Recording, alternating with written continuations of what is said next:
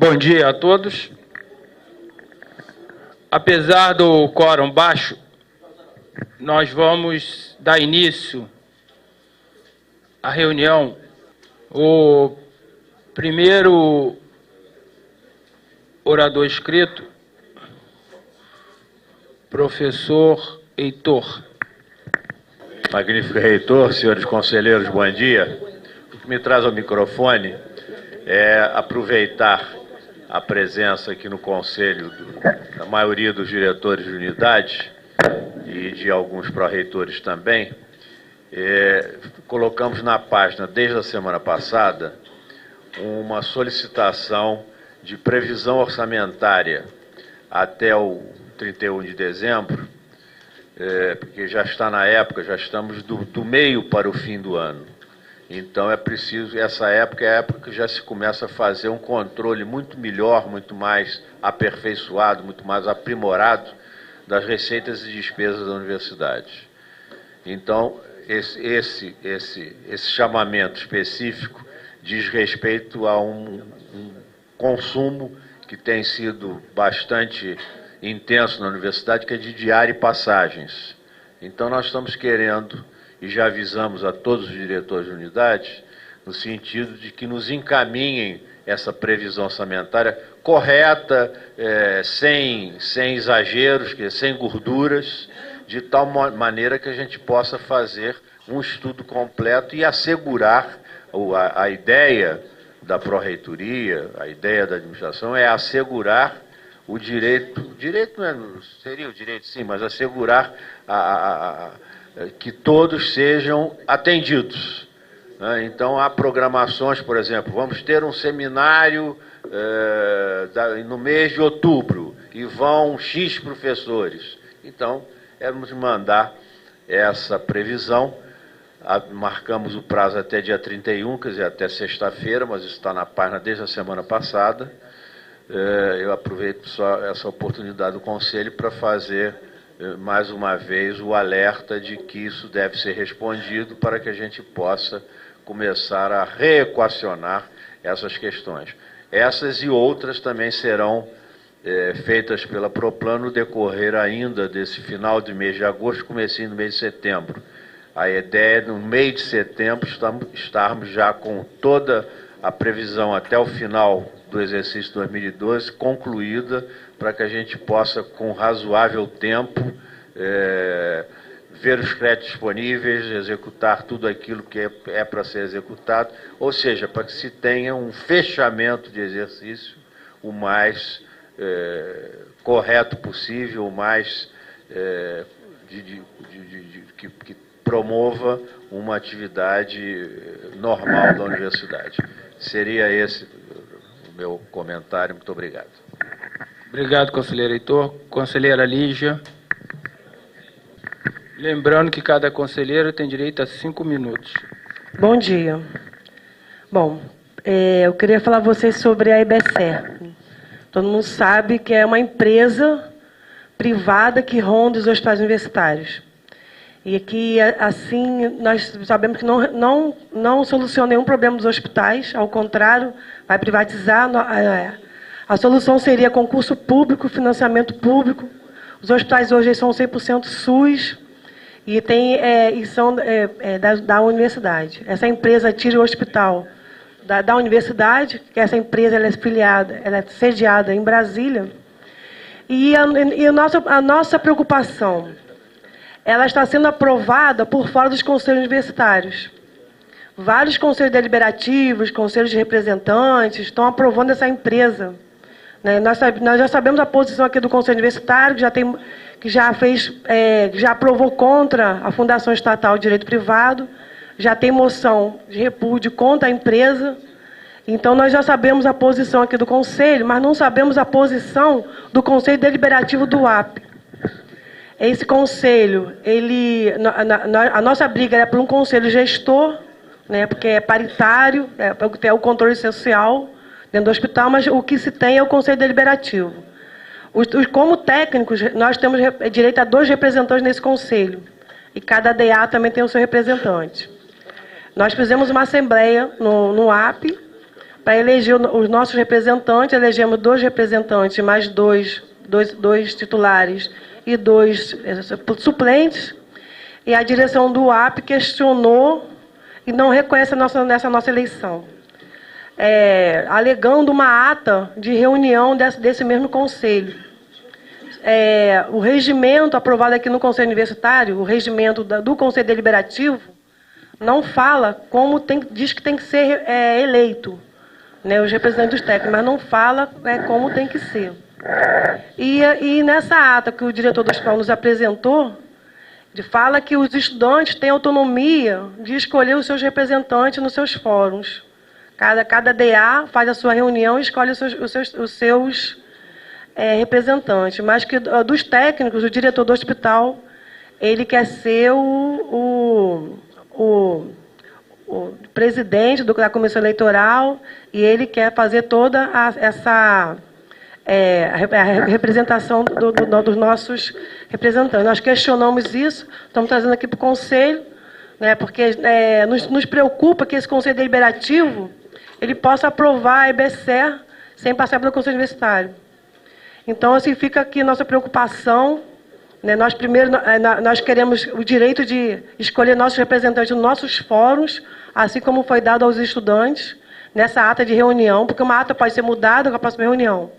E que a gente, estamos aqui solicitando também que não seja feita nenhuma reunião desse Conselho Deliberativo antes que seja aceita a participação dos técnicos nessa reunião. Me parece que cada DA da saúde tem a sua representante, né? 11 hospitais já escolheram, já assinaram o contrato com a EBSER ou já sinalizaram a sua intenção em assinar o contrato com a EBSER por esses conselhos por dentro dos hospitais. Então, nós estamos trazendo aqui a nossa preocupação. O hospital hoje, ele é 100% SUS, nós queremos, na nossa briga, que ele continue assim. Então, nós queremos reivindicar o nosso direito de escolher nossos representantes. É isso. Ao final, eu dou direito de palavra. Conselheiro Pedro Rosa. Bom dia a todos. Imagino que não tenha quórum ainda, mas acho que é importante, daqui a pouco, mas espero que o espaço seja aberto para as entidades falarem da greve. A DUF está aqui também, está numa semana decisiva, acho que é importante socializar o que está acontecendo. Mas, como conselheiro, a gente queria colocar como parte da nossa luta, da nossa greve, é um problema que mexe com toda a universidade, por exemplo, o bandejão da universidade. Quando começou a greve, a gente procurou a administração e colocou que a política de expansão que vem acontecendo na universidade de bandejão de restaurante, que é correta e a gente reivindica, é muito bom, não está sendo, eu diria, acompanhada por condições da produção de alimentos. Vou dar uma ideia concreta. Depois que foi feita a reforma no refeitório, expandiu para a Praia Vermelha, para vários lugares, o que parece que houve toda uma mudança, só houve mudança no servir e também na qualidade para o estudante. O problema é que a cozinha do bandejão não suporta uma expansão dessa. Servia mais ou menos, antes da expansão da reforma do refeitório, aproximadamente 4.000 refeições, hoje chega a quase 7.000, aliás, antes da greve. Então, quase que dobrou. E os companheiros dizendo que está impossível produzir. Aqui tem algumas nutricionistas, trabalhadoras do bandejão. A gente pautou a necessidade de ampliar e reformar, porque, do contrário, não vai conseguir atender a expansão. Infelizmente, foi, eu vou dizer, ignorada por parte da Pró-Reitoria, que não só desmarcou uma reunião nossa para discutir mais detalhes, não convocou, está acabando a greve. 3 meses depois, nós propusemos que era para aproveitar a greve exatamente para poder fazer as reformas necessárias, não foi feito, vai acabar a greve e vai retornar. Nós estamos colocando aqui, colocamos anteontem, professor Sidney, a necessidade de produzir a quantidade de alimentos que era antes da reforma, até que haja essa ampliação. Parece que tem uma intenção de fazer a ampliação, porque vai acabar que no meio do semestre normal, se não conseguir produzir em condições básicas, os companheiros vão acabar tendo que fazer uma nova luta política, provavelmente paralisar de novo, e a gente não quer. Então, quero um meio termo, que para nós é dar o limite da produção, e já colocamos isso há 3 meses, infelizmente está sendo ignorado, vai acabar que no retorno dito normal, prejudicando o atendimento de toda a comunidade universitária. Então, para que a gente depois diga que não avisou, a gente formalizou tudo isso, estamos tentando a negociação há bastante tempo e sequer foi respondido por parte das pró-reitorias responsáveis. A gente, não sei se o professor vai abrir depois para o sindicato falar da greve, porque se for, acho que era importante, porque a gente está tendo um problema concreto, como a nível nacional.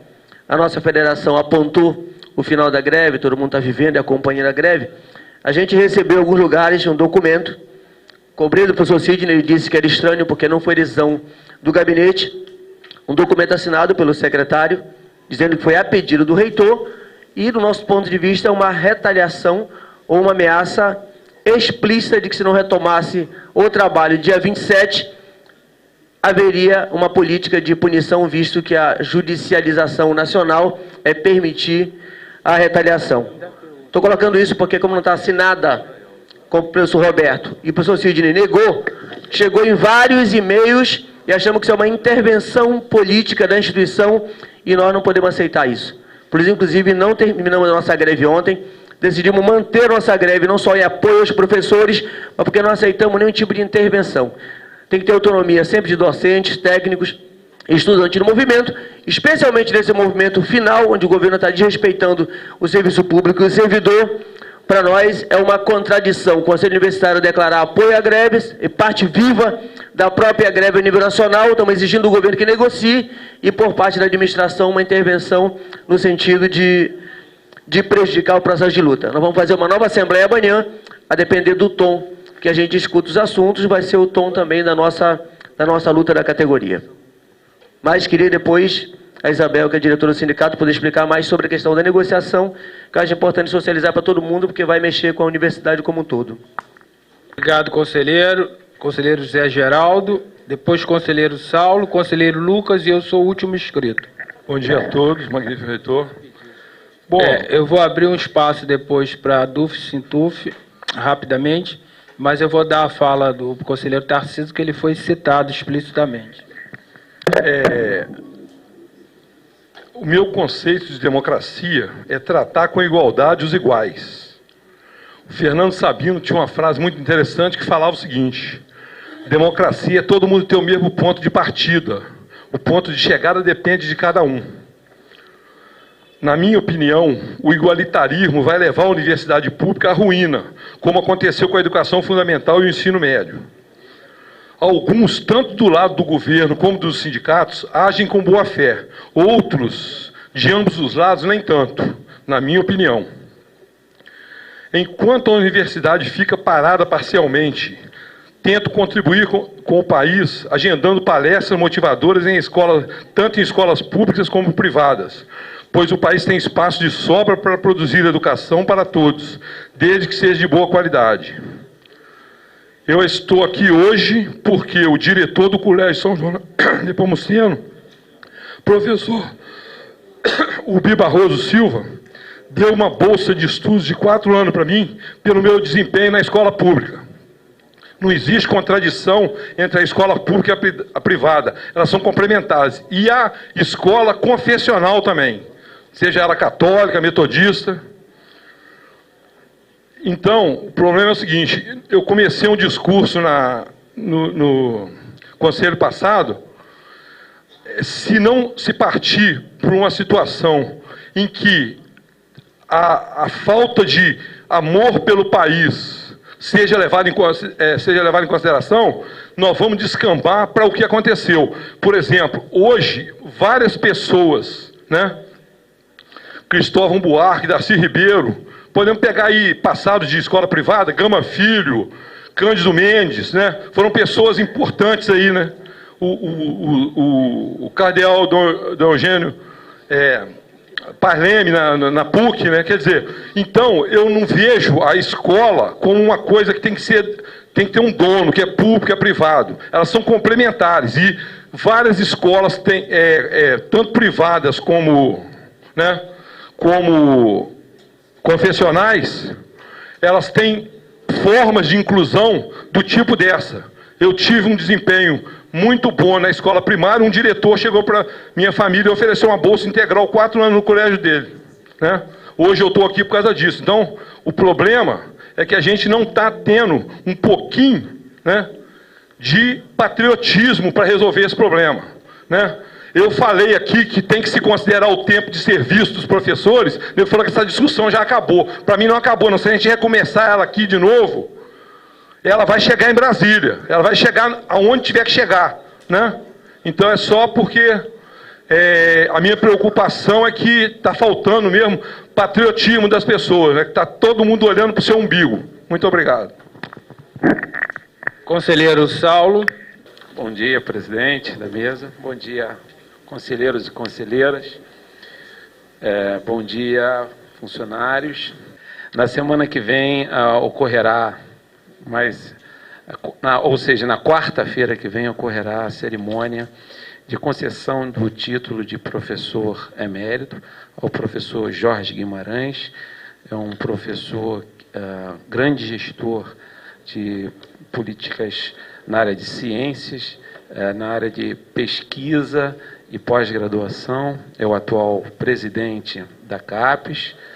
Ele foi professor aqui da Universidade, do Instituto de Biologia, no período de 1980 a 1982. E a concessão do título de professor emérito é a maior honraria que um professor pode ganhar, né, dentro da academia. Então, seria muito importante que todos prestigiassem este evento, né, que é muito importante para a universidade. É só isso. Será na quarta-feira que vem, no auditório da Faculdade de Educação, no Bloco D, no campus do Gragoatá, às 16 horas. Obrigado, conselheiro Saulo. Conselheiro Lucas. Bom dia. Imagino que depois do que aconteceu no conselho passado, alguns saibam sobre o que eu vou falar agora, mas eu vou deixar para o ponto de pauta daqui a pouco. Obrigado, Lucas. Conselheiro Tarcísio. Bom dia a todos e a todas, senhor presidente, secretário.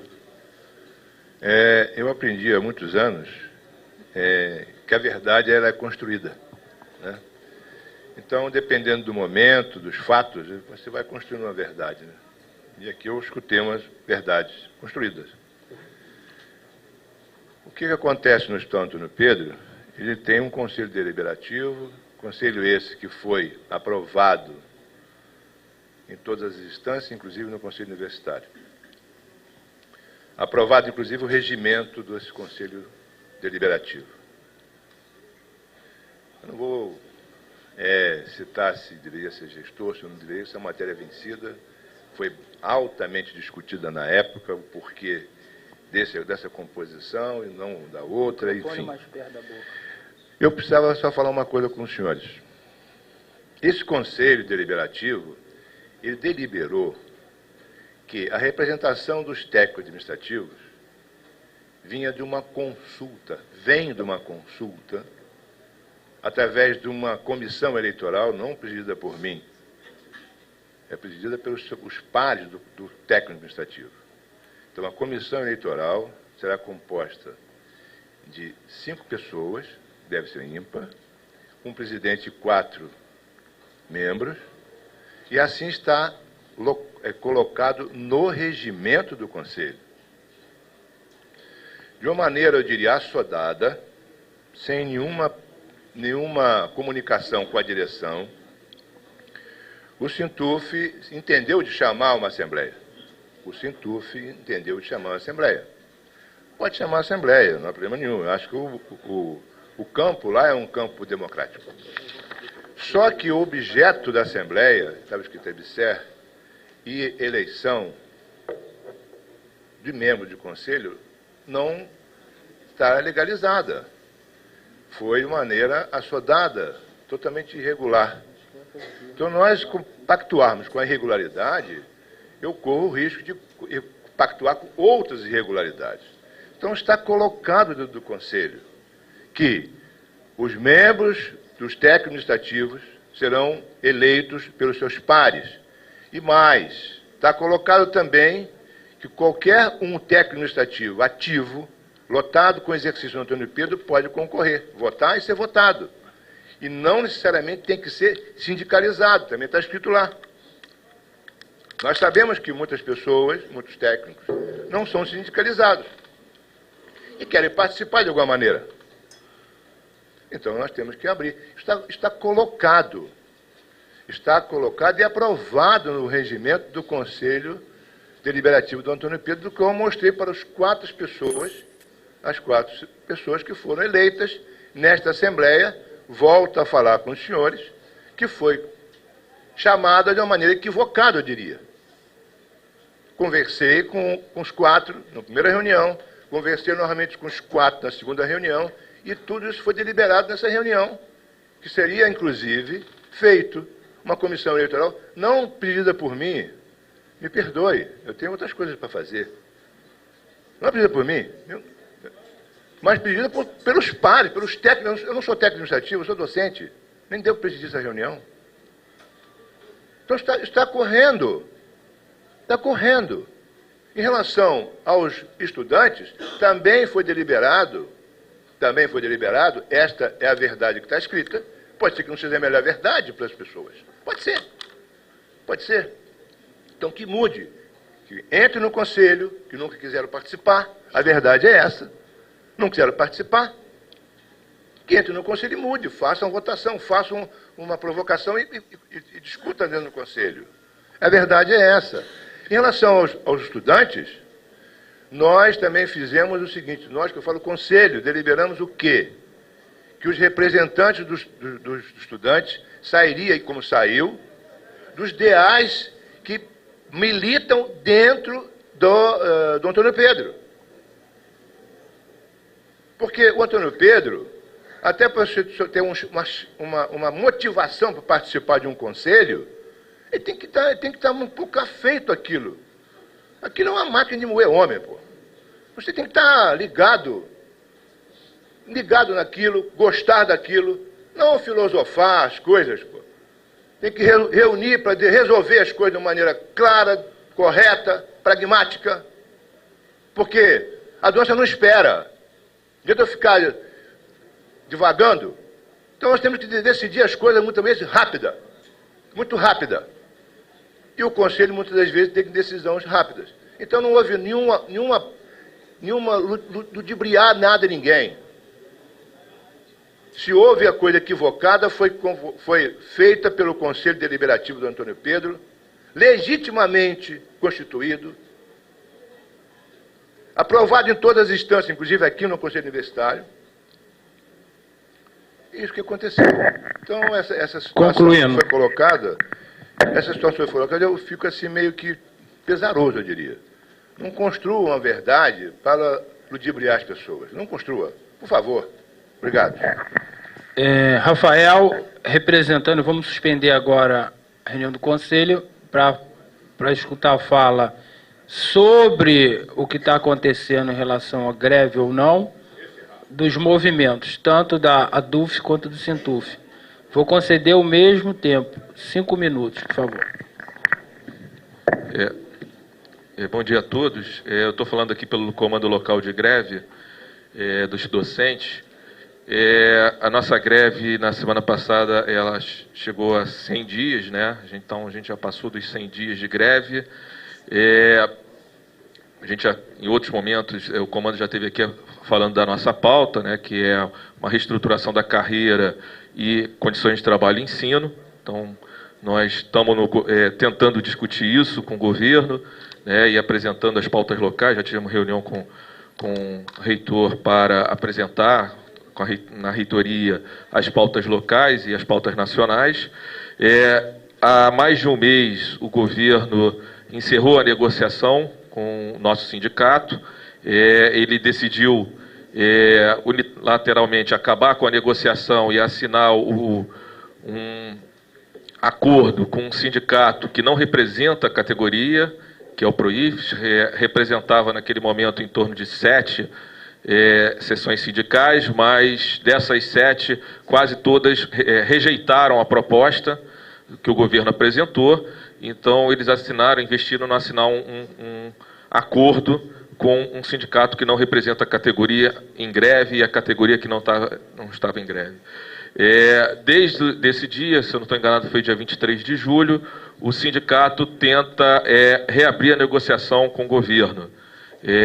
A tentativa com o próprio governo, foi protocolado ofícios para a presidente da República, para os ministros, tanto da Educação quanto do Planejamento, e também está sendo tentada essa reabertura da negociação no Congresso Nacional. Então, nós já tivemos participando da Comissão de Educação, tanto no Senado, hoje tem uma reunião da Comissão de Educação na Câmara, já tivemos presente conversando com senadores e em outros momentos com deputados, tentamos abrir essa negociação com o governo, reabrir a negociação com o governo, já discutimos uma flexibilização da nossa pauta, da nossa proposta, aprovamos, tentamos, já protocolamos no governo e o governo não responde, e o governo, ele, de uma forma, terminou a negociação, né, com quem assinou o acordo, tinha na mesa 3 sindicatos, o Andes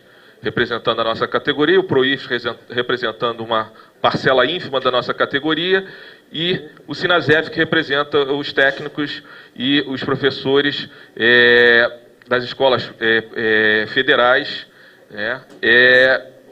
Então, o Sinasef e o Andes não assinaram esse acordo. E o governo decidiu não reabrir a negociação. Mas como o Sinasef tem tido reuniões para discussão sobre os técnicos administrativos, o governo está investindo junto ao Sinasef que eles assinem o acordo. Então, com o Sinasef, o governo tem discutido uma flexibilização do acordo que foi assinado com o PROIFES, né? E, categoricamente, ele não aceita discutir com o Andes. Então, na nossa avaliação, que é uma decisão política do governo de não discutir com o nosso sindicato a reabertura da negociação, e a greve continua. Nós estamos com uma greve forte ainda, poucas universidades saíram da greve, muito poucas, né? Nós estamos com 50, se eu não estou enganado, 58 universidades ainda em greve, então é uma greve forte, certo? E a gente ainda tenta investir nessa reabertura da negociação, considerando que o dia 31 de agosto não é o horizonte para o termo de greve e o horizonte para o término da negociação. Esse 31 de agosto, a gente já tem até parecer jurídico que não é limite nenhum para o governo mandar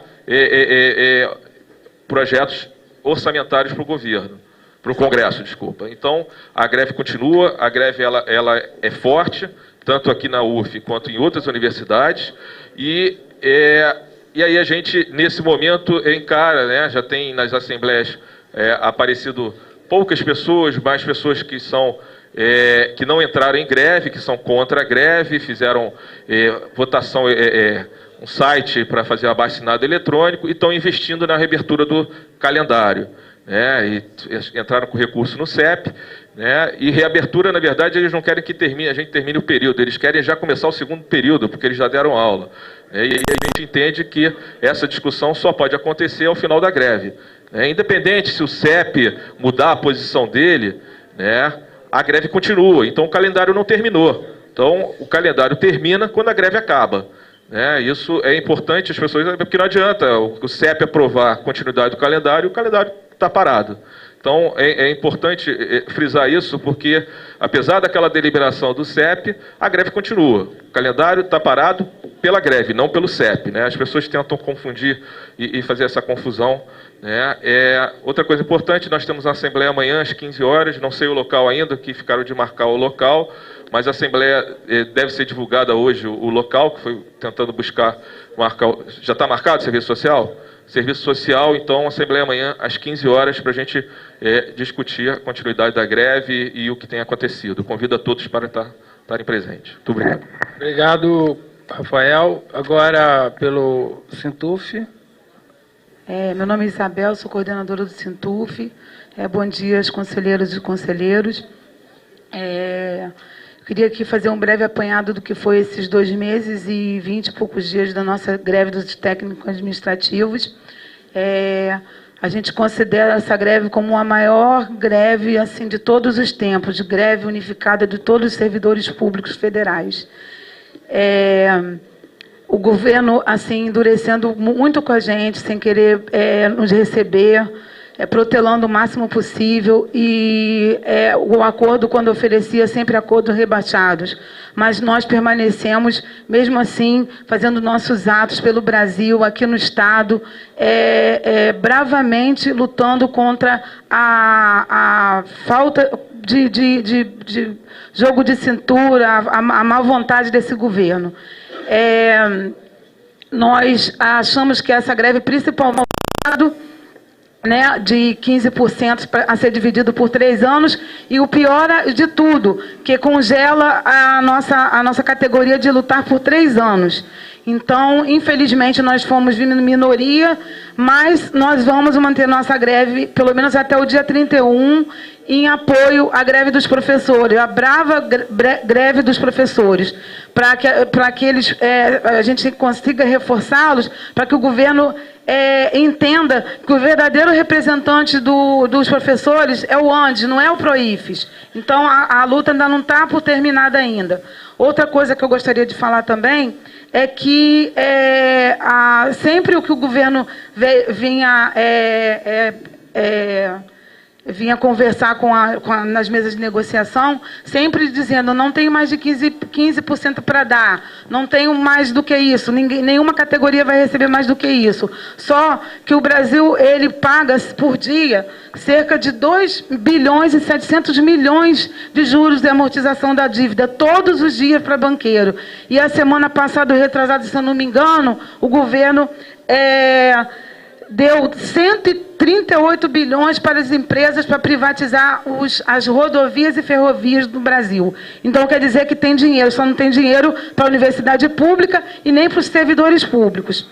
Outra coisa que eu gostaria de enfatizar aqui também é que nós continuamos dando apoio aos professores, à greve deles, e gostaríamos que o Conselho Universitário não retomasse o calendário acadêmico antes do término da greve dos docentes, como já tinha sido acordado antes, no início da greve deles.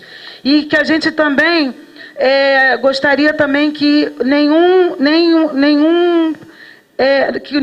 trabalhador dessa universidade, sendo docente ou técnico administrativo, sofresse retaliação devido a ter participado da greve, não ter voltado da greve, porque algumas pessoas receberam esse e-mail aqui, dizendo que se não retornasse até o dia 27, poderia receber retaliação. Então, a gente gostaria que nenhum trabalhador, nenhum docente dessa universidade seja retalhado, seja perseguido, por estar exercendo um direito seu, que é o direito à greve por salários e melhores condições de trabalho. Outra coisa também é com a questão do Antônio Pedro, do Hospital Universitário Antônio Pedro. Nós, do Hospital Universitário Antônio Pedro, estamos junto com a UFRJ, a Unirio e a UERJ. Olha, a informação agora é sobre a questão da greve. Não pode se misturar. Já falou aqui o representante, a questão do Antônio Pedro. Se não for sobre a greve, por favor. É sobre a greve. Nós vamos fazer uma frente contra a implantação do EBC nos 4 hospitais. Então, a gente já começou a se reunir e vamos continuar lutando contra a implantação do EBC. A gente quer deixar aqui o nosso apoio aos professores, dizer que a gente vai estar com eles, que se a gente, mesmo saindo da greve, vamos ficar até 31, mas saindo da greve, qualquer momento que os professores precisarem da ajuda do Sintuf, nós estaremos com vocês em atos, aquilo que vocês precisarem. E outra coisa também, por último, para concluir, que eu gostaria de dizer que enquanto não se fizesse a eleição para os conselheiros representantes técnicos administrativos do Conselho Deliberativo concluindo, do Hospital Antônio Pedro, conclui, por favor. Que não houvesse nenhum conselho. Isso já foi falado aqui. Muito obrigado. Bom, agora é minha vez de falar, que eu estou inscrito. Eu queria dizer uma coisa para vocês. Eu acho que quando a mentira ela é contada muitas vezes, ela acaba se tornando uma verdade para algumas pessoas que não querem esclarecimento. Então, nós vamos esclarecer algumas verdades aqui. Primeiro, eu vou pedir ao secretário que leia o documento. Os mais de 15 documentos que eu recebi do governo, e nenhum desses documentos sobre ameaça eu repassei, mas esse eu repassei que é uma decisão judicial ocorrida no Distrito Federal, que vocês vão ver que é bem diferente do que duas pessoas falaram aqui. Então vamos restabelecer a verdade. E eu tenho que dar ciência para todos do que está acontecendo. Por favor, secretário.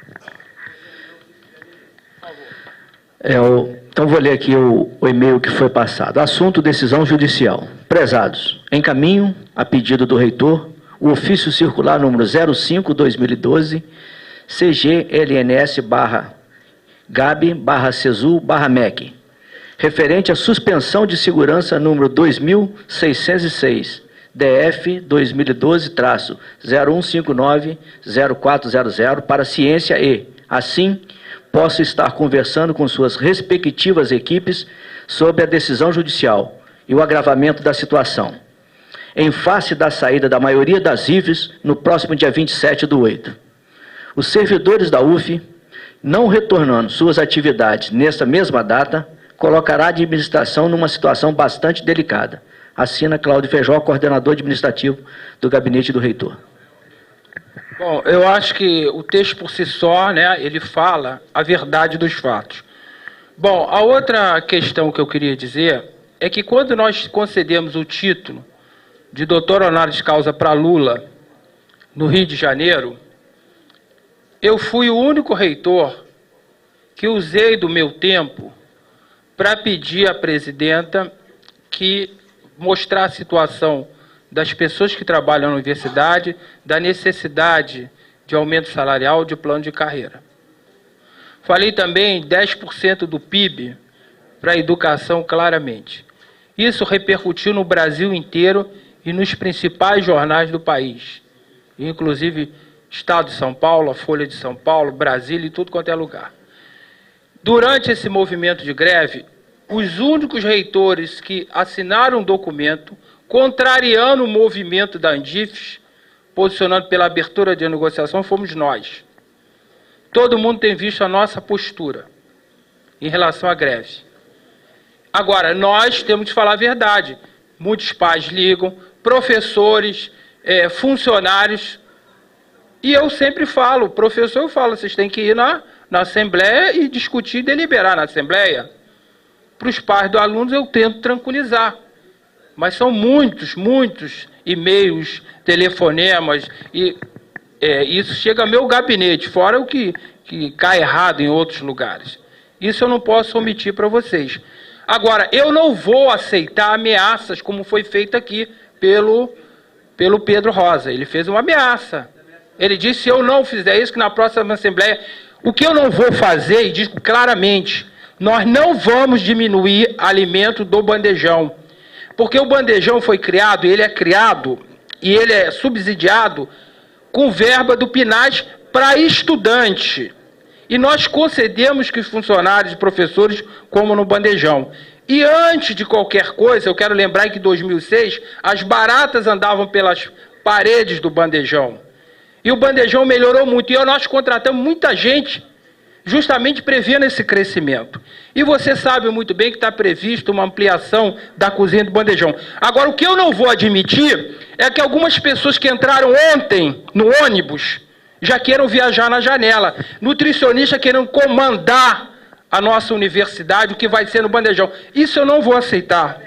Foram ratificando, de acordo com o 7º termo aditivo, ao Convênio de Cooperação Técnica número 106/2008, assinado em 27 de abril de 2012, entre a Universidade Federal Fluminense UF e a Fundação Oswaldo Cruz, Fiocruz, através do Instituto Oswaldo Cruz, objetivando instituir a cooperação técnico-científica com vistas a investigar a relação entre as alterações imunopatológicas ocorridas no sistema nervoso central e possíveis alterações neurocognitivas decorrentes destas alterações ou não durante a infecção experimental pelo T. cruzi e esclarecer a influência das células gliais no controle do parasitismo e seu potencial imunorregulador na doença de Chagas. Em votação, a aprovação do convênio. Os conselheiros que estiverem de acordo permaneçam como estão. Aprovado. Processo número 3, recurso administrativo, conselheiro Edson Alvise. O relator. Conselheiro Edson Alvise, é o recurso administrativo. Interessado, Ana Lúcia Torres Ceroa da Mota. Bom dia a todos. O processo já é conhecido, porque ele já passou aqui na sessão anterior. E diz respeito a um concurso para professor titular em que houve um recurso com diversas alegações e que, na realidade, a Câmara de Legislação e Normas, ela só se ateve à questão das formalidades legais, e indicando, então, que ocorreu uma irregularidade na montagem da banca. Bom, posterior a isso, houve, então, algumas outras ações. O departamento se manifestou uma intenção de resolver a questão de uma forma amigável, se manifestou um interesse em resolver de uma forma menos traumática, entendendo que irrelevante era ficar buscando se houve erro, se alguém errou, onde é que estava, e entendendo que o principal era atingir o objetivo do departamento, que é complementar a sua vaga e respeitar o interesse dos candidatos.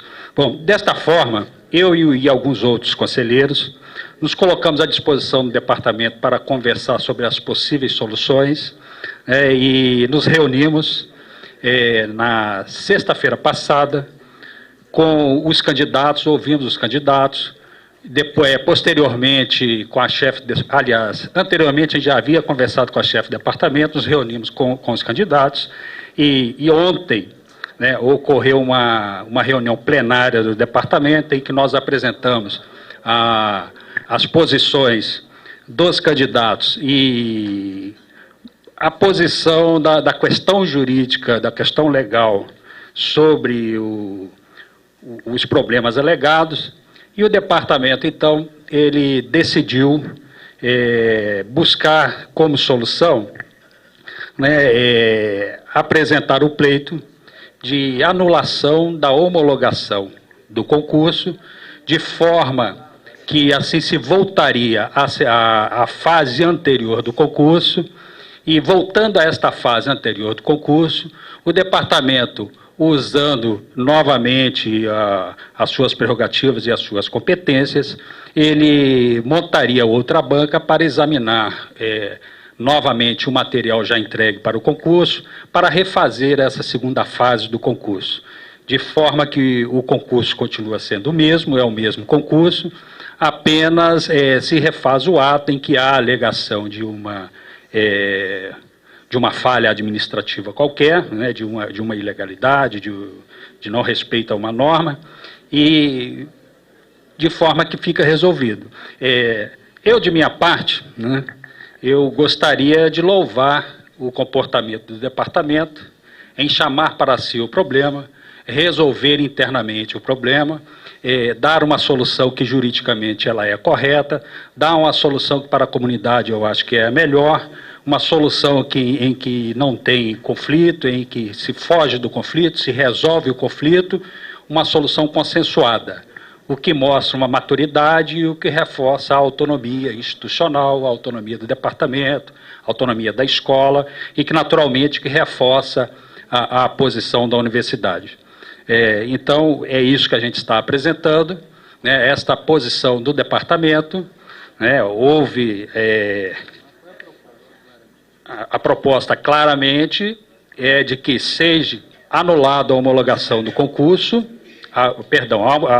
exatamente, anulada a homologação do concurso, o que retorna o concurso, então, para a fase anterior, e a partir daí o departamento ele vai montar a banca, conforme os critérios já combinados pelos candidatos e pelo departamento. Como o departamento não tem mais professores com a titularidade para participar do concurso, vai usar uma banca totalmente externa e uma banca que será diferente da anterior, em razão da banca anterior já ter participado, já conhecer, e então, na realidade, uma banca será totalmente distinta da outra, né? E o professor Paulo Tralles já se encarregou de dar o apoio de logística, né, para esses professores convidados. Então, os professores serão convidados pelo departamento e a Copemag agora é DGL, a CPD. A CPD se encarregará do alojamento, do transporte, de locomoção dos professores. Bom, então, em tese é isso. O que a gente apresenta, então, para a plenária na realidade, esta homologação do pedido de anulação da homologação feita pelo CEP, que esta solução é a solução apresentada pelo departamento, consensuada por todos os interessados. Eu vou abrir as inscrições. Bom dia a todos e a todas.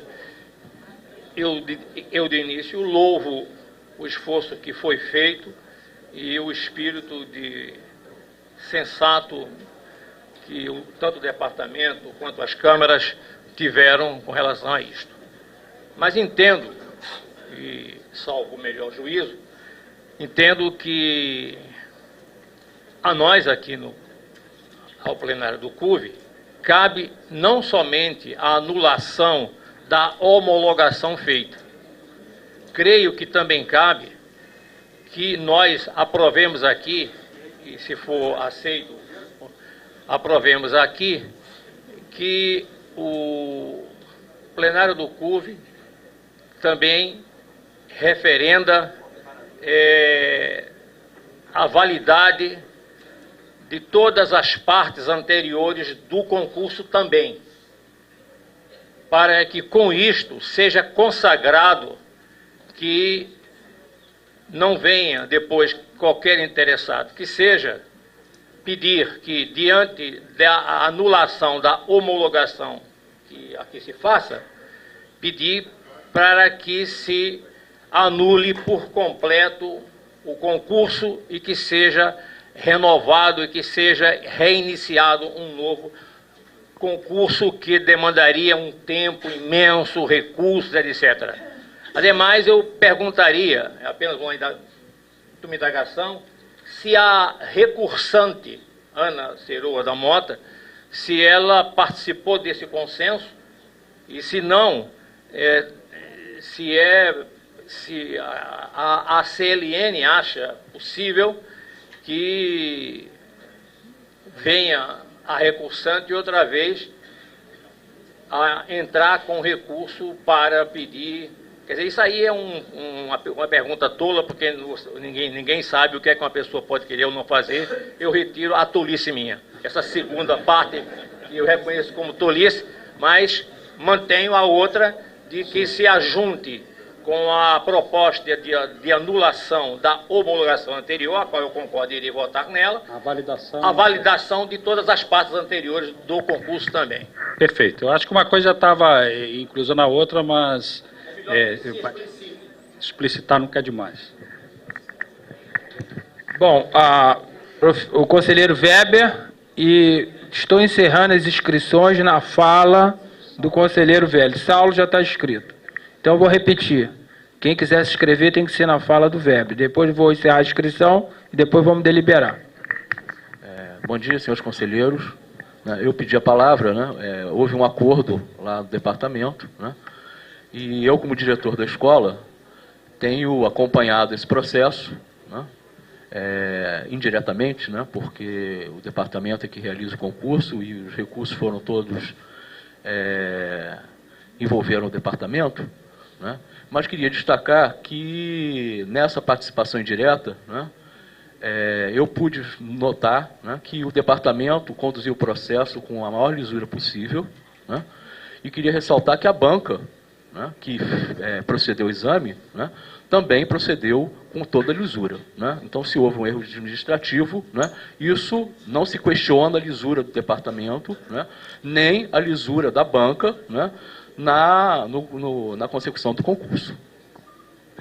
Conselheiro Lucas, depois conselheiro Saulo, conselheiro Paulo, Marcos e Paulo. Pronto. Então, a inscrição está encerrada no conselheiro Paulo Trade. Então, logo no começo da minha fala, eu queria só depois pedir uma rápida suspensão, dentro do meu tempo mesmo, para o pessoal do diretório falar sobre o processo, né? Porque no último conselho foi dito que, né, na minha argumentação a respeito da conduta da professora, que aquilo era uma questão pessoal, né? Então, por isso mesmo, o pessoal do diretório veio falar sobre o processo que a gente protocolou, né? Sobre a conduta da professora e tal.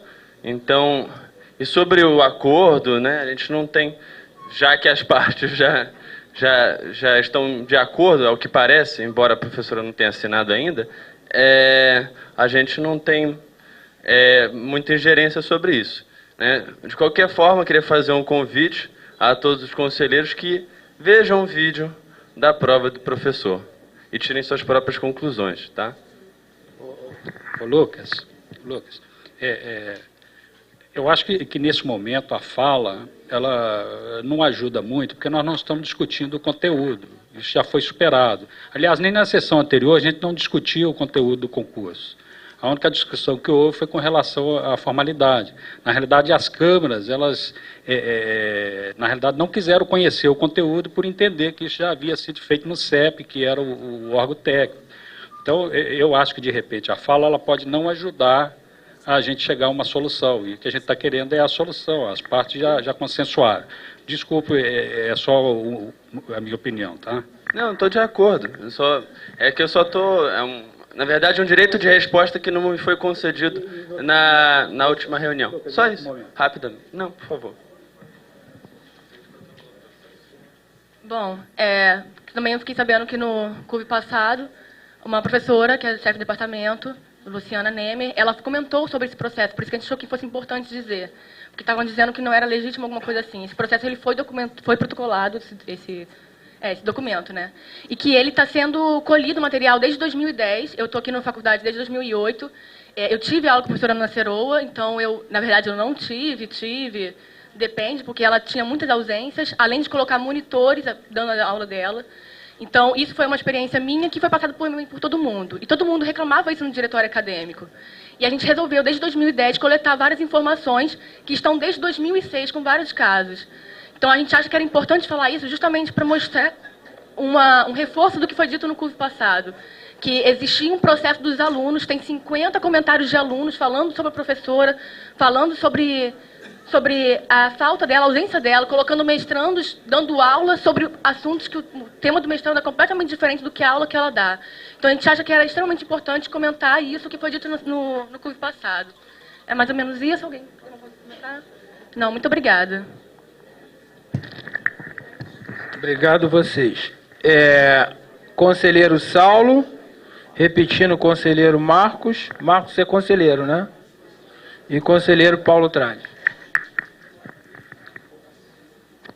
Apenas um pedido de esclarecimento com relação à legalidade dos prazos de um concurso. Esse ato de anular uma homologação, mas não o concurso, eu não sei se isso vai permitir a extensão desse prazo, porque se estiver fora dos prazos regulamentares, independentemente das partes, ele poderá ser anulado por qualquer um. É uma dúvida, eu gostaria de ter esse esclarecimento. Não é esse perigo não, Saulo, porque é a discricionariedade da administração pública de a qualquer momento rever o seu ato que ele entende que foi feito equivocadamente. Tá? Não existe esse perigo. E estando anulado, volta à fase anterior e, voltando à fase anterior, vamos iniciar nova contagem de prazo para tudo. a última, é com relação a se existe algum recurso judicial ou então foi apenas um recurso administrativo. Se existe algo paralelo com relação a isso? Isso é um problema, porque depois a gente decide algo aqui, vem a justiça contrapondo essa nossa posição, nossa decisão, e isso é desagradável. Se existe algum recurso judicial ou em outra esfera, a gente não tem conhecimento e também não compete a gente ter conhecimento, porque a qualquer momento, qualquer um pode procurar o judiciário. Agora, qual seria a busca do judiciário? Seria corrigir o ato que está sendo indicado, supostamente indicado como uma falha administrativa, tá? Que é onde está a discussão. Obrigado. Conselheiro Marco. Sobre o tema, eu queria fazer uma reflexão, uma ponderação e talvez uma recomendação. Não estou aqui para questionar o acordo que foi feito em relação ao concurso, acompanhei na sessão passada, não foi uma reunião digna de ser rememorada, eu diria, foi bastante desagradável. E o tempo todo eu fiquei preocupado com a situação dos professores que estiveram trabalhando nessa banca, porque eles foram colocados sob suspeição. Né? Quer dizer, se esse acordo foi feito e aparentemente ele conseguiu um acordo razoável na medida em que os candidatos vão continuar participando de um concurso com uma nova banca, me parece que está fora do acordo ainda, os interesses das pessoas que fizeram parte da banca. Não é um concurso trivial, é um concurso bastante complexo.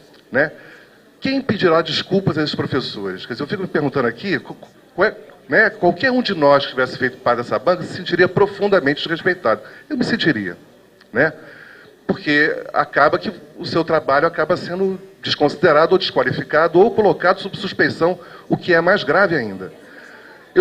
É uma pergunta que eu faço, uma ponderação, quer dizer, quem é que vai se responsabilizar por um pedido de desculpas a esses professores que fizeram parte da banca? Será o departamento, a universidade, o CUF? Quer dizer, eu estou fazendo uma reflexão e parece que os professores que participaram da banca não foram contemplados, e acho que a gente é no mínimo delicado, gentil, a gente fazer um gesto como esse, porque me parece que houve um desrespeito. É só essa a minha ponderação e eu recomendo que a gente pense um pouco a respeito. Na verdade, não foi nenhum ato, viu, Marcos, contra os membros da banca. Isso é uma questão legal. Mas, de qualquer forma, acho que nós devemos fazer isso, sim. Para alguém pedir desculpa, tem que participar do concurso. Então, a banca do houve uma questão legal. Sim. Então, houve uma questão legal que poderia ter acontecido. Mas eu acho que a própria unidade, o departamento, pode enviar um documento para cada membro da banca, acredito eu. Acredito eu. O chefe o diretor está aqui presente. Conselheiro Paulo Tralles. Senhor presidente, senhores conselheiros, eu gostaria de falar, porque um concurso para professor titular, ele tem algumas diferenças em relação a outros tipos de concursos para docentes. Para começar, normalmente as inscrições para um professor adjunto ficam abertas um mês. Para professor titular são 6 meses, 180 dias. E eu gostaria também de falar para todos os nossos colegas, a gente não quer aqui ficar atribuindo culpas, nem desculpas, nem nada. Quando nós formos formar a banca é formada, falando em termos de tempo, a banca é formada antes da inscrição dos candidatos. Depois se inscrevem os candidatos. Caso alguém da banca tenha alguma parentesco, algum grau de parentesco com o candidato que tenha se inscrito depois, é de bom tom que essa pessoa decline da banca, porque senão nós vamos passar por outras situações como essa. É isso que eu gostaria de deixar claro. Então eu vou pedir ao conselheiro Edson que leia mais uma vez a proposição e nós vamos deliberar. Bom, então a proposta é a proposta de anulação da homologação do concurso e consequentemente, validando o concurso, né, até o momento de composição da banca. É só um esclarecimento, para ficar absolutamente claro, tranquilo e a gente poder tocar a bola para frente. A professora Ana Ceroa, ela declarou para mim, ela assumiu o compromisso perante a comissão, ela declarou... A professora Ana Ceroa, ela declarou na comissão, declarou para mim agora há pouco, a posição dela. E sei que a posição dela é coerente com o que está sendo encaminhado. Mas como vários conselheiros estão querendo um posicionamento formal, acho que seria bacana, Ana, se você ratificasse aqui o que você já disse para mim, disse para o Alvise, disse para outras pessoas, para a gente não ter problema. Eu considero desnecessário, porque nós temos que acreditar na palavra do departamento, que encaminhou por escrito, já foi falado, se tivesse alguma coisa ao contrário, ela própria teria contestado. Vamos ler então, estamos no momento da votação, o parecer e a votação. Ela, olha só, isso está sendo gravado, ela não está contestando, o departamento encaminhou, não há necessidade de burocratizar uma situação que está resolvida. Então, novamente a proposta, então. Proposta é de anulação da homologação do concurso e validação dos atos realizados até o momento de montagem da banca. Os conselheiros que estiverem de acordo permaneçam como estão. Aprovado com 6 votos contrários. Processo número 4. Recurso administrativo interessado Ana Virgínia Muniz Machado. Esse processo é um recurso contra uma decisão do CEP, né, em que a recorrente ela pedia a mudança de regime para dedicação exclusiva e o CEP negou por entender que em menos de 5 anos, em 2 anos, ou em menos de 3, há 2 anos, ela já teria tempo para se aposentar, mas, na realidade, idade ela tem ainda mais uns 17 anos para poder se dedicar à universidade, e ela declara que tem intenção de dedicar todo esse tempo, e, tendo sido negado esse pedido dela no CEP, ela apresentou o recurso ao CUV, juntando outras situações, em situação até, vamos dizer assim, mais grave do que a dela, que pessoas em menos tempo do que ela seriam obrigadas a se aposentar por idade e foram concedidas. Então, a Câmara de Legislação e Normas, ela exarou o seguinte parecer. A Câmara de Legislação e Norma delibera por conhecer do recurso sobre decisão do Conselho de Ensino e Pesquisa, número 434/2011, se manifesta nos seguintes termos. 1. A mencionada aposentadoria da professora é por tempo e não por idade. A declaração apresentada pela professora é documento com valor legal, no qual ela se compromete, pelo menos nos próximos 5 anos, dos 16 possíveis em exercício na UF, compromisso que dela pode ser exigido. 3. A base normativa do Estado baseia-se na isonomia de tratamento, impedindo tratamento diferenciado para quem se encontra na mesma situação. Portanto, ao ser concedido pelo CEP a progressão de regime para outros professores, conforme consta outros professores na mesma situação, conforme consta nas folhas 2, criou-se tratamento discriminatório. Assim, a unanimidade, a Câmara de Legislação e Norma dá o parecer no sentido de deferir o recurso em questão. Foi acompanhado pelas demais câmaras. Em discussão, professora Silvia. Bom dia a todos. Eu, sinceramente, não entendi o parecer da Comissão de Legislação e Normas.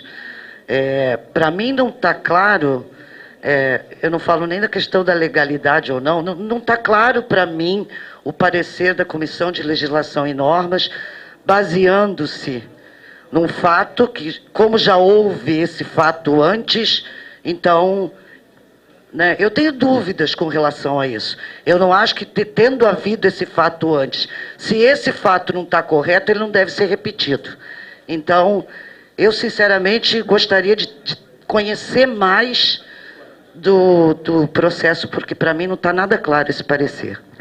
Conselheiro Paulo Tralles. Bom, eu, como presidente da CBPD, nós analisamos vários pedidos de mudanças de regime. É uma coisa que eu acho que é bom ficar também de conhecimento geral. Uma pessoa que peça para mudar, por exemplo, de 20 horas para DE, ela tem que assinar um documento que ela vai ficar na universidade por mais 5 anos. Ontem, um processo onde uma pessoa tinha 67 anos estava pedindo isso e nós negamos. Então, eu acho esse parecer também difícil de entender e gostaria de dizer que a gente tem que tomar cuidado, porque senão nós vamos começar a negar a coisa e depois a gente vê aqui ser aprovado. Conselheiro Paulo César, conselheiro Pietro. Estou encerrando as inscrições na fala do conselheiro Paulo César. Bom dia. Eu queria fazer a pergunta ao professor Alvise. Professor Alvise, por favor, queria uma pergunta. A professora tem idade hoje suficiente para cumprir os 5 anos? A professora tem idade para ficar mais 16 anos na universidade. Então a professora está cumprindo todos os requisitos legais. Perfeitamente. Ela pode trabalhar mais 16 anos e diz que já assinou o documento pretendendo ficar mais 5. Certo. Então ela está legalmente coberta. Ponto 1. 2. Professora Silvia, foi citado aqui casos recentes, porque nós temos que acabar aqui na UF com essa brincadeira de ação entre amigos. No CEP é meu amigo, eu aprovo. Não é meu amigo, eu não aprovo. O CEP tem feito muita confusão nessa universidade, tem jogado problemas no nosso colo aqui no CUV. Não foi só quanto a essa parte de DE, não. O concurso da arquitetura, o CEP criou o mesmo problema. Homologou uma coisa que não podia ser homologada. Então nós temos que acabar na universidade com ação entre amigos. E o que aconteceu no CEP aí, está citado na Folha 2, eu nem quero saber dos professores, é porque eu gosto, eu desgosto, a lei tem que ser cumprida. A professora está coberta. E acabou. Obrigado. Conselheiro, estão inscritos conselheiro Pietro agora, conselheiro Zé Geraldo e conselheira Silvia. Eu queria só falar uma coisa, Pietro. Graças a Deus que os conselhos são independentes, né? Paulo César, cada conselho age de uma maneira, cada conselheiro é livre de manifestação. Então é isso que eu queria dizer. Ainda bem que os conselhos têm as independências e agem de maneira diferente. Eu queria aproveitar essa discussão e, coincidentemente, na sessão anterior eu até apresentei uma indicação sobre isso, não sei ainda como é que está a tramitação, porque acho que essa questão ela está exatamente numa resolução do CEP, que no meu modo de entender ela é ilegal. Eu esqueci o número. Mas veja só, eu apontei, não tive tempo, a professora tem mais de 16 anos de trabalho. E aí tem tempo de aposentadoria. Veja se essa professora qualificada viesse fazer inscrição para um novo concurso para a Universidade Federal Fluminense. 40 horas com DE. Já teria tempo lá de fora. Quer dizer, então, essa resolução do CEP, ela mistura as coisas. O departamento aprova, entende que pode. Aí o CEP entende, não, mas vai se aposentar. Isso aconteceu com o Creso, quanto tempo atrás? 27 anos. 27 anos. Já tinha tempo, está aí até hoje. Vou enterrar muito. Isso aconteceu recentemente comigo. A professora está rodando essa universidade há tempos. Então, essa resolução, eu espero que a indicação tenha acolhida que eu fiz, porque ela precisa ser revista. E ela mistura concessão de DE com concurso público. Tem um penduricalho ali. Tá? Então, eu acho que... Eu concordo plenamente. É um direito dela e eu voto a favor, claro. Professor, só uma coisinha, já que você se dirigiu a mim. Se existe ação entre amigos, certamente eu não faço parte. É a primeira coisa, eu não conheço, sequer conheço a professora a quem está se referindo aí. Tá?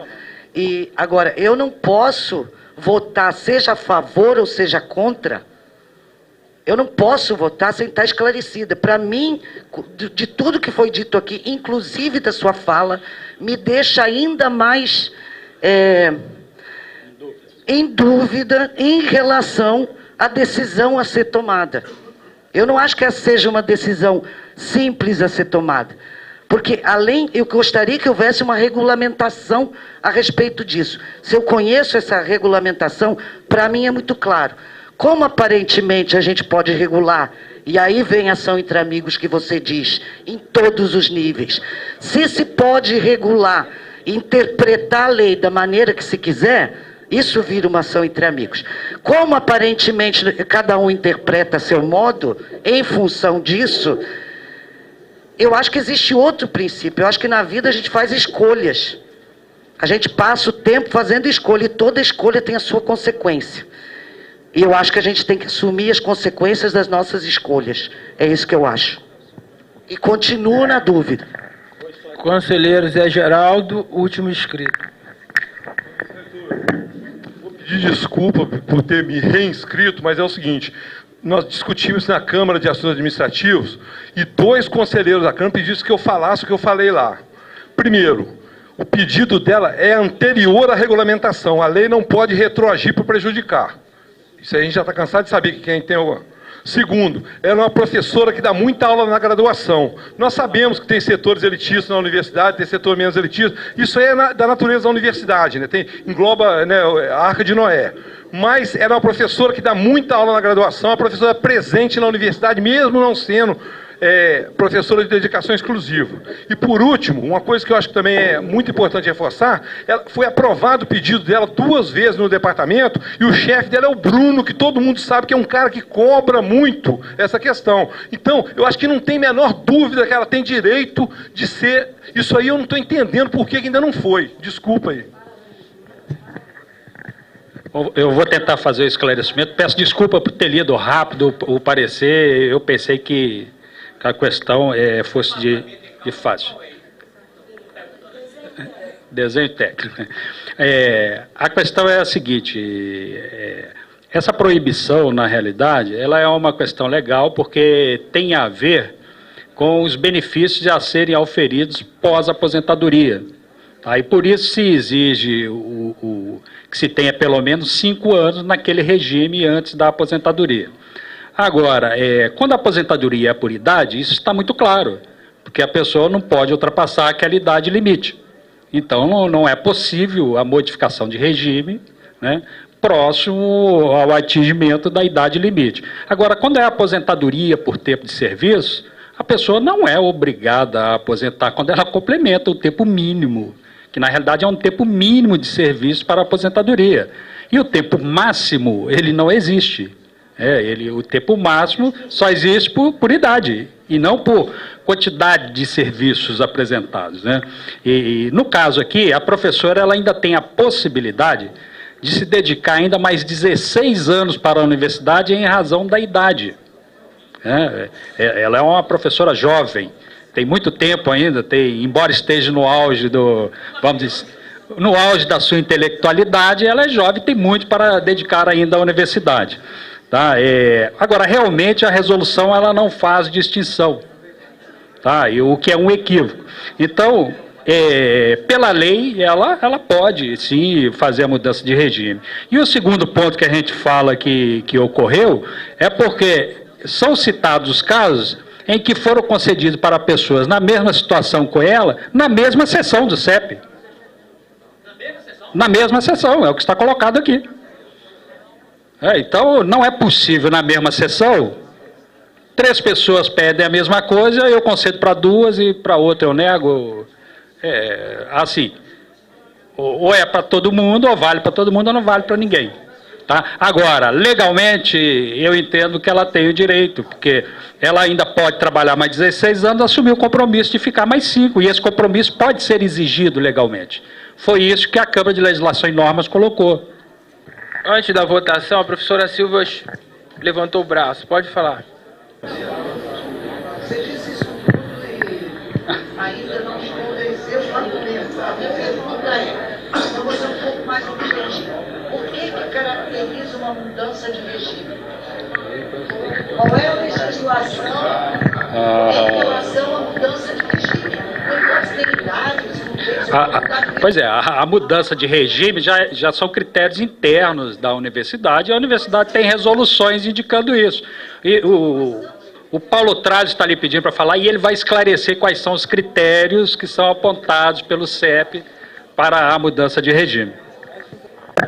Olha, eu não conheço a pessoa, mas eu gostaria que o Conselho soubesse que há uma resolução de setembro de 2011, bem recente, do CEP, que para mudar para 40 horas DE, a pessoa não pode estar em estágio probatório, que inclusive a pessoa fez concurso para 20 horas, isso é ruim perante a sociedade. Então ela chegou na universidade e pede para ir para a DE. E a outra coisa é que elas têm que estar em alguma pós-graduação.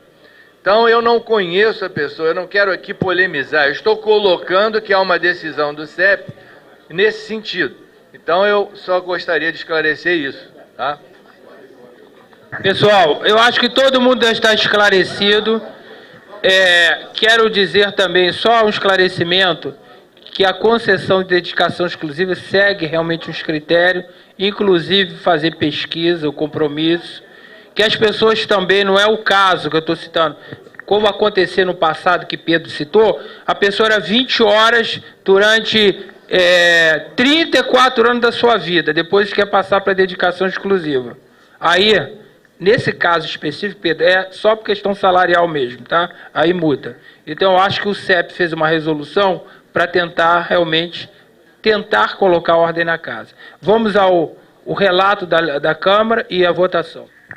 Tá, eu vou acrescentar aqui o relato da Câmara, que não consta lá, uma indicação feita no recurso, que diz o seguinte: ela fez o pedido seguindo a resolução 85 de 94, e posteriormente ao pedido dela, foi aprovada a resolução 441 de 2011, que explicitava essa questão, assim, deixando, no entendimento, deixando dúvida, mas o processo dela já estava em andamento, né? A outra questão que foi colocada aí da retroação da resolução.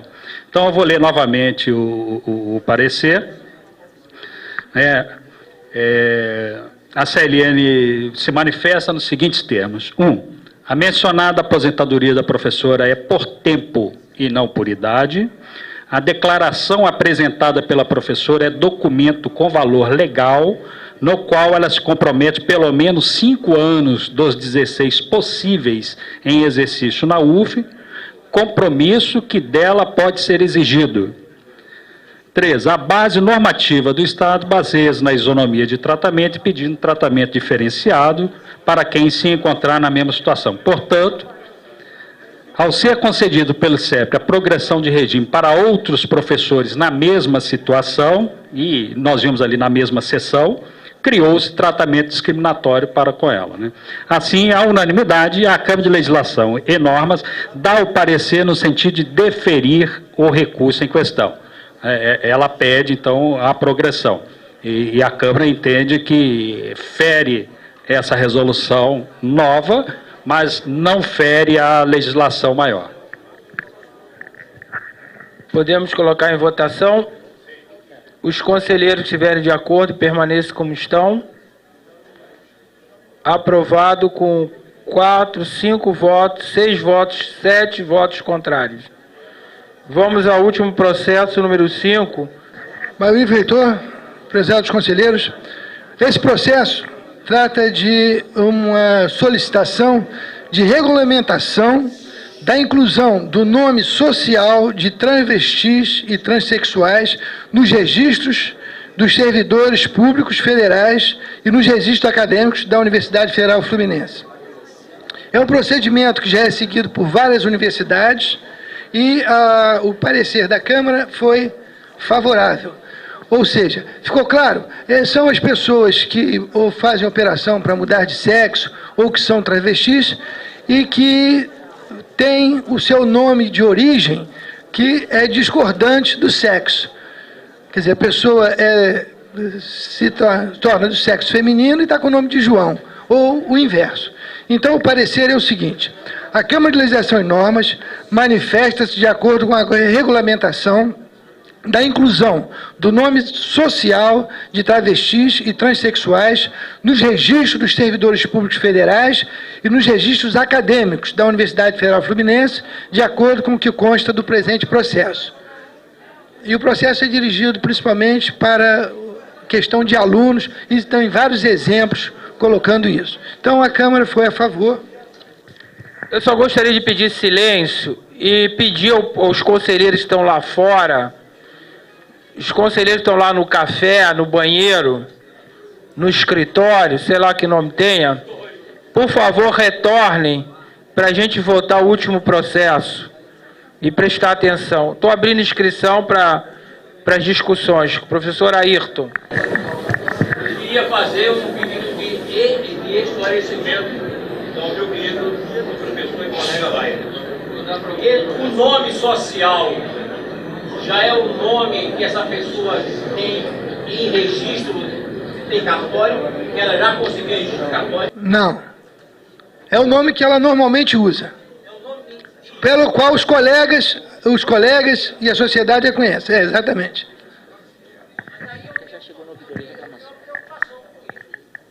O secretário tem um esclarecimento importante, que isso já chegou à ouvidoria.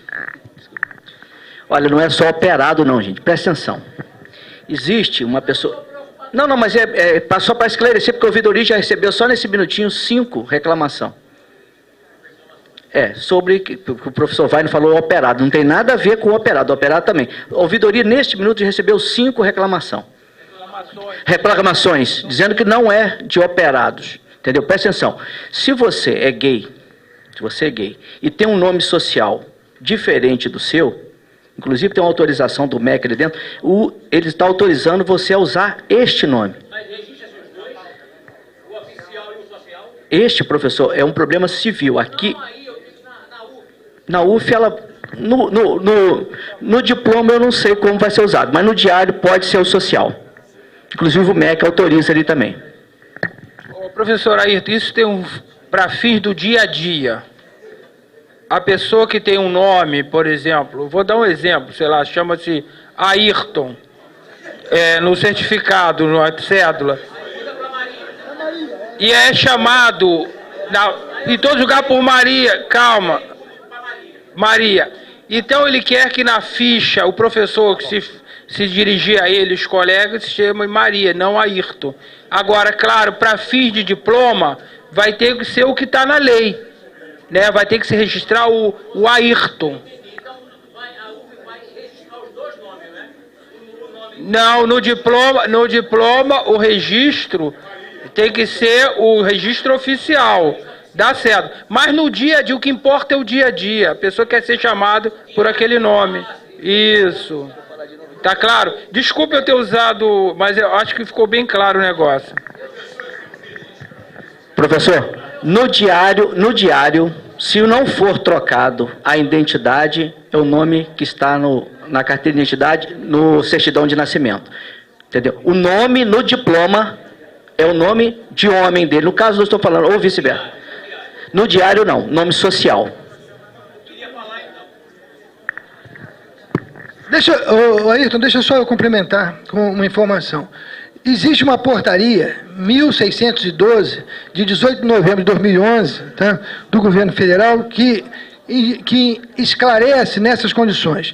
Fica assegurada a utilização do nome social, quer dizer, seria o Maria aí no caso, mediante requerimento da pessoa interessada nas seguintes situações: cadastro de dados e informações de uso social. Ou seja, no cadastro de dados da universidade, ela passa a ter o nome social. Comunicações internas e de uso social. Endereço de correio eletrônico. identificação funcional de uso interno do órgão, crachá, consequentemente vai ser também a carteira, no caso dos estudantes. Lista de ramais do órgão, são esses os casos. Tá?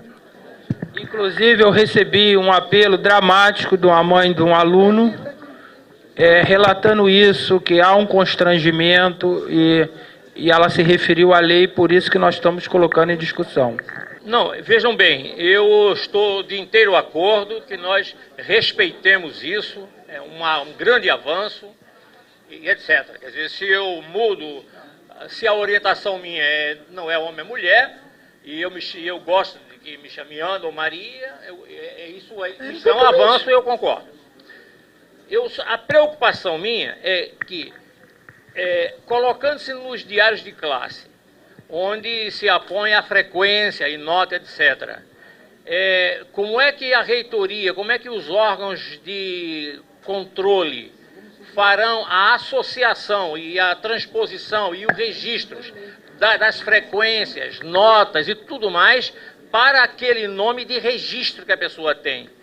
Eu tenho receio de que Maria seja aprovada em todas as disciplinas, com boas notas, e o nome Ayrton fique com 0 e reprovado em tudo, porque não assistiu nenhuma aula, não fez inscrição nenhuma. Ou seja, algum mecanismo automático e legal dentro da universidade tem que haver, que faça a relação, a ligação entre esses dois nomes, o nome de registro e o nome social da pessoa. É essa a única preocupação que eu tenho. Com relação ao voto, eu concorde no mérito. Nós simplesmente nós vamos seguir o que a lei diz e o que foi lido aqui pelo professor Wagner. Nós não vamos fugir, não vamos inventar, vamos seguir exatamente o que está aqui. Sim, mas aqui está dizendo quais são as condições, professor Ayrton. Vai botar do lado o nome social, professor Ayrton. Todas o número de matrícula não muda, porque o nome social tem o mesmo número de matrícula do Ayrton e o CPF não muda. O CPF também é do Ayrton.